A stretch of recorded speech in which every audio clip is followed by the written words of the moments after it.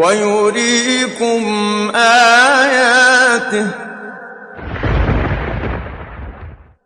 فأي آيات الله تنكرون. Regardless of whether or not believe in God, most scientists agree that the cosmic codes appear to exist. Everything in the universe is determined by the fundamental forces of nature. The strength of those forces are characterized by numbers called fundamental constants that are so sensitive that if they change by just a little bit, the universe as we know it wouldn't be here. It seems, and we don't completely understand why, that the laws of physics, laws of cosmology, laws of how the universe evolved, seem to be very special. Of course they're special. Everybody would expect them to be special, but they're special in a way that's unexpected. They seem to be special in the way that is just very, very conducive to our own existence. For example, if the rate of expansion of the universe right after the Big Bang had changed by 1 part in a quintillion is 1 with 18 zeros after it, the universe would continue to expand or collapse back on itself, and none of this would be possible. To illustrate just how small a number 1 part in a quintillion is, imagine all the grains of sand on this beach. In fact, imagine all the grains of sand in all the world's beaches. That number's probably somewhere around a quintillion. In this analogy, if all that sand represented the rate of expansion of the universe right after the Big Bang, how many grains of sand would I need to add or subtract to wreck the universe? Just 1 grain, 1 in a quintillion. That's how precise things had to be for us to be here. Or let's say an example of gravitational constant. Imagine a ruler divided up in 1-inch increment and then stretch it across the entire universe, a distance of some 14 billion light years. For the purpose of illustration, the ruler represents the possible range for gravity.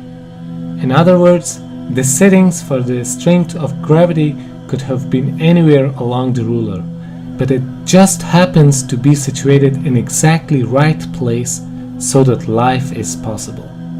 Now, if you would change the force of gravity by moving the setting just 1 inch compared to the entire width of the universe, the effect on life would be catastrophic. Why is gravity so much weaker than the other forces? Well, we don't really know, but here's what we do know. If it were just even a little bit stronger, stars would burn out too quickly, they wouldn't live long enough for life to evolve.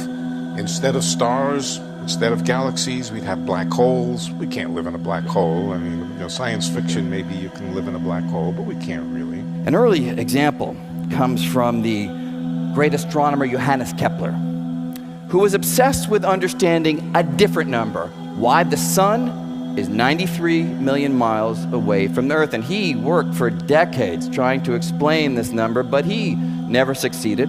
Why do we humans find ourselves on a planet at this particular distance instead of any of the other possibilities? And again, that's a question we can answer.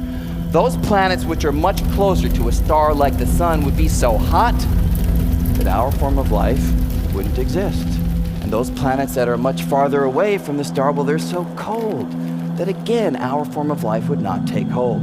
So we find ourselves on a planet at this particular distance simply because it yields conditions vital to our form of life. So everything seems to be almost on a knife edge, that if you were to change the rules of physics, the laws of physics, even a little bit,